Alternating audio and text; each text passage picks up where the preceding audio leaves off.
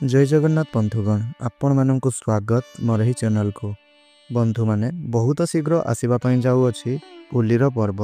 यही होलीर पर्व रे आपण माने छुई दे आसतु यही गछ को। यही गछ को छुईबा मात्रे ही आपणकर दारिद्रता दूर होइजिवो एवं आपणक जीवन रे चलीथिबा अनेक गुड़िए समस्या गुड़िक मध्य दूर होइजिवो। तो आजिर एही वीडियो रे मु आपणको तीनोटी वृक्ष संपर्क रे कहिबा पई जाउअछि। जदि आपण एही तीनोटी वृक्ष मध्यरु कौनसी गोटे भी वृक्ष को आपण होली दिन छुई दे आसुछंती तो निश्चिंत रूप रे आपणकर दारिद्रता सबुदिन पई दूर होइजिवो एवं आपणकर समस्त मनस्कामना गुड़िक मध्य पूरण होइजिवो। तेबे बंधु माने होली दिन आपणको एही वृक्ष गुड़िक मूलरे अल्प किछि भोग लगाइबा पई पड़िबो। बंधु माने आमे माने वृक्षलता मानंकु आमर हिंदू धर्म रे देवादेवींको स्वरूप बोली मानि थाउ। सेथिपई किछि एपरि वृक्षलता माने सब रहिछन्ति जेउ मानंकु आमे देवादेवी सदृश पूजा मध्य करिथाउ। आपण माने जानन्ति जे आमर आध्यात्मिक जगत रे वृक्षलता मानंकर मान्यता रहिथिबा सहित वैज्ञानिक मानंक मतरे मध्य वृक्षलता माने आम मानंक पई वरदान सदृश अटंती। कहीं आमे माने बंचिबा पई जो प्राणवायुर व्यवहार करिथांती ताहा सबु किछि आमे माने वृक्षलता मानंक ठारु ही पाई थांती। तो बंधु माने गच्छ आम मानंक पई केते उपयोगी ताहा विज्ञान रे मध्य वर्णना करा जाई अछि। एमिति कि आम मानंकर जो रोग व्याधि सब होई थाए सेथिरु आमे माने मुक्ति पाइबा पई जो औषध आमे माने व्यवहार करिथांती ताहा मध्य आमे वृक्षलता मानंक ठारु पाई थाउ। सेथिपई आमर हिंदू धर्म रे वृक्षलता मानंको अत्यंत गुणकारी बोली कुहा जाई अछि। तेबे बंधु माने आमर पृथ्वी रे जेते प्रकारर सबु वृक्षलता माने रहिछन्ति समस्तंक मध्यरु ओस्त गछर महत्व अन्यतम अटे।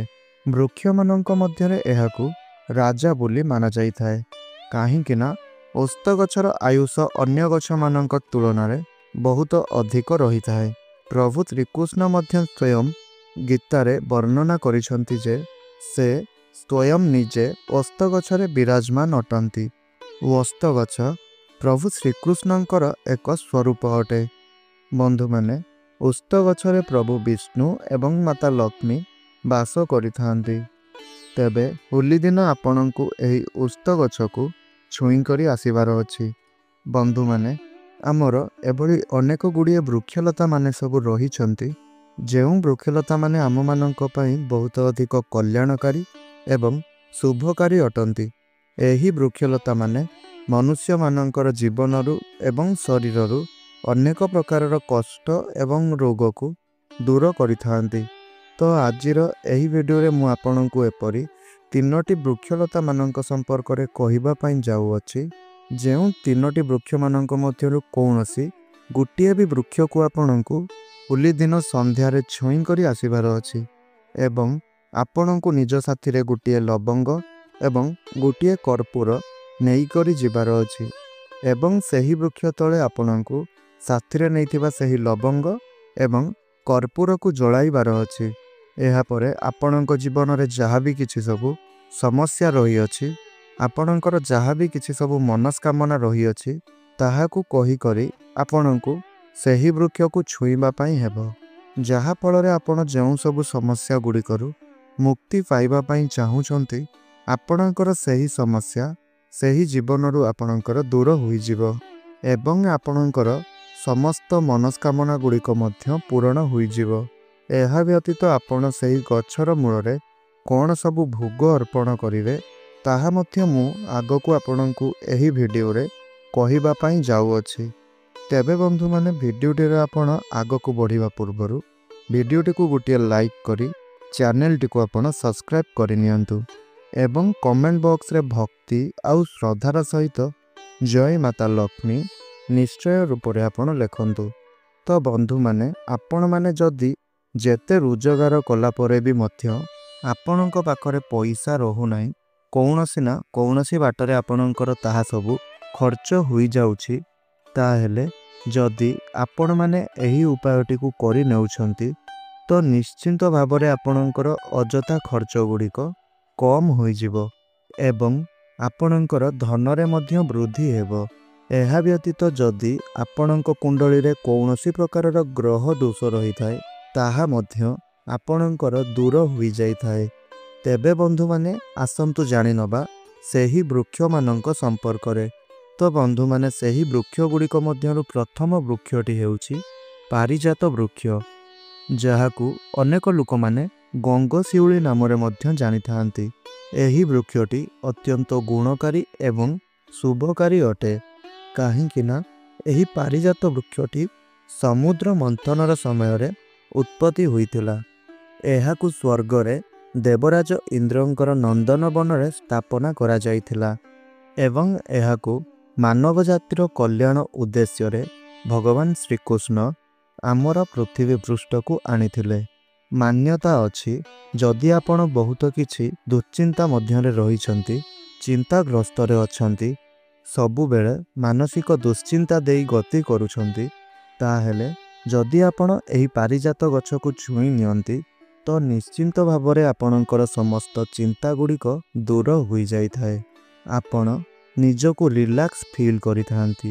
ତେବେ ବନ୍ଧୁମାନେ ହୋଲି ଦିନ ଆପଣଙ୍କୁ ଏହି ଗଛର ନିକଟକୁ ଯିବାର ଅଛି ଏବଂ ଏହି ପାରିଜାତ ଗଛର ମୂଳରେ ଆପଣଙ୍କୁ ଏକ ଶୁଦ୍ଧ ଘିଅର ଦୀପ ଜାଳିବାର ଅଛି।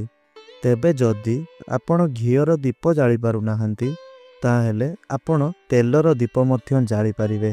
ସୋରିଷ ତେଲ କିମ୍ବା ରାଶି ତେଲର ଦୀପ ମଧ୍ୟ ଆପଣ ଜାଳିପାରିବେ। ତେବେ ଆପଣ ଦୀପ ଜଳାଇ ସାରିବା ପରେ ସେହି ଗଛର ମୂଳରେ ଆପଣଙ୍କୁ ଏକ ଲବଙ୍ଗ ରଖିବା ପାଇଁ ହେବ। ଏହା ସହିତ ଗୋଟିଏ କର୍ପୂର ମଧ୍ୟ ରଖିବା ପାଇଁ ହେବ। ଏହାପରେ ସେହି ବୃକ୍ଷର ମୂଳରେ ଆପଣଙ୍କୁ ନିଜର ମନସ୍କାମନା ଗୁଡ଼ିକ କହିବା ପାଇଁ ହେବ। ଏହାପରେ ଆପଣ ସେହି ପାରିଜାତ ବୃକ୍ଷଟିକୁ ଛୁଇଁ କରି ପ୍ରଣାମ କରନ୍ତୁ ଏବଂ ଆପଣଙ୍କର ମନସ୍କାମନା ଗୁଡ଼ିକୁ ପୂରଣ କରିବା ପାଇଁ, ଜୀବନର ସମସ୍ତ ଦୁଃଖ କଷ୍ଟ ଗୁଡ଼ିକୁ ଦୂର କରିବା ପାଇଁ ଆପଣ ପ୍ରାର୍ଥନା କରନ୍ତୁ। ଏହାପରେ ଆପଣ ସେହି ପାରିଜାତ ଗଛର ମୂଳରେ ଲହୁଣୀର ଭୋଗ ଲଗାନ୍ତୁ। ବନ୍ଧୁମାନେ ପାରିଜାତ ଗଛରେ ମାତା ଲକ୍ଷ୍ମୀ ଏବଂ ପ୍ରଭୁ ଶ୍ରୀହରି ବିଷ୍ଣୁଙ୍କର ନିବାସ ହୋଇଥାଏ।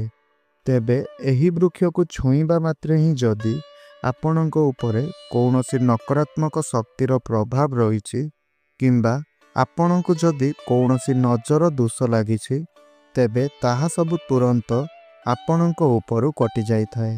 କାହିଁକି ନା ଯଦି କୌଣସି ବ୍ୟକ୍ତିଙ୍କ ଉପରେ ତନ୍ତ୍ର ଶକ୍ତିର ପ୍ରୟୋଗ କରାଯାଇଥାଏ କିମ୍ବା କୌଣସି ଖରାପ ନଜର ଲାଗିଥାଏ, ତେବେ ମଧ୍ୟ ମନୁଷ୍ୟର ଉନ୍ନତି ହୋଇପାରିନଥାଏ।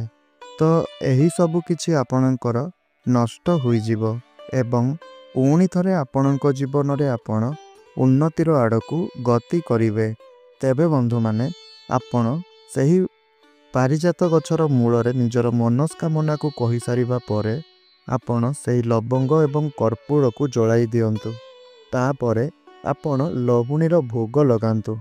ତେବେ ଏହିସବୁକୁ ଆପଣଙ୍କୁ ସମ୍ପୂର୍ଣ୍ଣ ଶ୍ରଦ୍ଧା ଏବଂ ଭକ୍ତିର ସହିତ କରିବାର ଅଛି, କାରଣ ବିନା ଶ୍ରଦ୍ଧା ଏବଂ ଭକ୍ତି ଦ୍ୱାରା ଆପଣଙ୍କର କୌଣସି ବି କାର୍ଯ୍ୟରେ ଆପଣଙ୍କୁ ସଫଳତା ମିଳିନଥାଏ।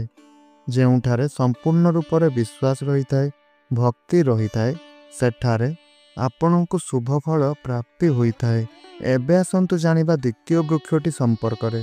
ତ ବନ୍ଧୁମାନେ ଦ୍ୱିତୀୟ ବୃକ୍ଷଟି ହେଉଛି ବେଲ ବୃକ୍ଷ। ତ ଯେଉଁପରି ମୁଁ ଆପଣଙ୍କୁ ପାରିଜାତ ବୃକ୍ଷର ମୂଳରେ ଉପାୟ ଗୁଡ଼ିକ କରିବା ପାଇଁ କହିଲି ଏବଂ ତାକୁ ଛୁଇଁବା ପରେ କ'ଣ ସବୁ କରିବା ପାଇଁ କହିଲି, ତ ଠିକ୍ ସେହି ସମାନ ଉପାୟରେ ଆପଣଙ୍କୁ ଏହି ବେଲ ଗଛର ମୂଳରେ ମଧ୍ୟ ଆପଣଙ୍କୁ ଏହି ଉପାୟ ଗୁଡ଼ିକ ଛୁଇଁ କରି କହିବାର ଅଛି ଏବଂ ଆପଣଙ୍କୁ ଏହି ଉପାୟ ଗୁଡ଼ିକ କରି ସେଠାରୁ ଚାଲି ଆସିବାର ଅଛି। ଆଉ ହଁ, ଏହି ବେଲ ଗଛର ମୂଳରେ ଆପଣ ଲହୁଣୀର ଭୋଗ ଅର୍ପଣ କରିବେ ଏବଂ ଗୋଟିଏ କିମ୍ବା ଦୁଇଟି ଦୁଦୁରା ଫୁଲ ଆପଣ ଅର୍ପଣ କରିବେ। ଏହାଦ୍ୱାରା ଆପଣଙ୍କର ଶନି ଦୋଷ ଦୂର ହୋଇଯାଇଥାଏ। ଆଉ ଏହି ଉପାୟଟିକୁ ଯେଉଁ ବ୍ୟକ୍ତି ବିଶେଷ ମାନେ କରନ୍ତି ସେମାନଙ୍କ ଉପରେ ମାତା ଲକ୍ଷ୍ମୀ ପ୍ରସନ୍ନ ହୋଇଯାଇଥାନ୍ତି। ଆଉ ଯେଉଁ ବ୍ୟକ୍ତିଙ୍କ ଉପରେ ମାତା ଲକ୍ଷ୍ମୀ ପ୍ରସନ୍ନ ହୋଇଥାନ୍ତି ସେହିଭଳି ବ୍ୟକ୍ତି ବିଶେଷଙ୍କର କେବେ ବି ଧନଜନିତ କୌଣସି ପ୍ରକାରର ବି ସମସ୍ୟା ତାଙ୍କର ଜୀବନରେ ଦେଖା ଦେଇନଥାଏ। ତ ବନ୍ଧୁମାନେ ତୃତୀୟ ଗଛଟି ହେଉଛି ନିମ୍ବ ଗଛ। ତ ଠିକ୍ ଏହିପରି ଉପାୟରେ ଆପଣ ନିମ୍ବ ଗଛ ମୂଳରେ ଏହି ଉପାୟକୁ ଆପଣ କରିପାରିବେ ଏବଂ ଯାହା ସବୁକିଛି କହିଲି ସମାନ ଉପାୟଟି ଆପଣ ଏହି ନିମ୍ବ ଗଛ ମୂଳରେ ମଧ୍ୟ କରିପାରିବେ। ଆଉ ଏହି ନିମ୍ବ ଗଛ ମୂଳରେ ଏହି ଉପାୟଟିକୁ ଆପଣ କରିବା ଦ୍ୱାରା ଆପଣଙ୍କର ଧନଜନିତ ସମସ୍ୟା ଗୁଡ଼ିକ ଦୂର ହୋଇଥାଏ। କାହିଁକି ନା ନିମ୍ବ ଗଛରେ ସ୍ୱୟଂ ମାତା ଲକ୍ଷ୍ମୀ ବିରାଜମାନ କରିଥାନ୍ତି। ଆଉ ଯେଉଁ ବି ବ୍ୟକ୍ତି କୌଣସି ଭଲ ଦିନରେ କୌଣସି ଶୁଭ ଦିନରେ ମାତା ଲକ୍ଷ୍ମୀଙ୍କୁ କୌଣସି କିଛି ଛୋଟ କିମ୍ବା ବଡ଼ ଉପାୟ କରି ପ୍ରସନ୍ନ କରିନେଇଥାଏ ସେହି ବ୍ୟକ୍ତିର ଧନଜନିତ ସମସ୍ତ ସମସ୍ୟା ଗୁଡ଼ିକ ଜୀବନ ସାରା ଦୂର ହୋଇଯାଇଥାଏ। ତ ବନ୍ଧୁମାନେ ଆଶା କରୁଛି ଆପଣଙ୍କୁ ମୋର ଏହି ଭିଡ଼ିଓଟି ନିଶ୍ଚୟ ରୂପରେ ଭଲ ଲାଗିଥିବ। ଯଦି ଭିଡ଼ିଓଟି ଭଲ ଲାଗିଥାଏ ତାହେଲେ ଭିଡ଼ିଓଟିକୁ ଲାଇକ୍ କରନ୍ତୁ, ସେୟାର କରନ୍ତୁ ଏବଂ ତଳେ ଆସୁଥିବା କମେଣ୍ଟ ବକ୍ସରେ ଜୟ ମାତା ଲକ୍ଷ୍ମୀ ନିଶ୍ଚୟ ରୂପରେ ଲେଖିଦିଅନ୍ତୁ। ତ ଆପଣଙ୍କର ଦିନଟି ଶୁଭମୟ ରହୁ, ଏହା ହିଁ ମୋର ପ୍ରଭୁ ଶ୍ରୀ ଜଗନ୍ନାଥଙ୍କ ନିକଟରେ ପ୍ରାର୍ଥନା। ତ ବନ୍ଧୁମାନେ ଆଜିର ଏହି ଭିଡ଼ିଓଟିକୁ ମୁଁ ଏଇଠି ରଖୁଛି। ପୁଣି କଥା ହେବା ଆଉ ଏକ ନୂତନ ଭିଡ଼ିଓ ମାଧ୍ୟମରେ। ରଖୁଛି। ଧନ୍ୟବାଦ। ଜୟ ଜଗନ୍ନାଥ।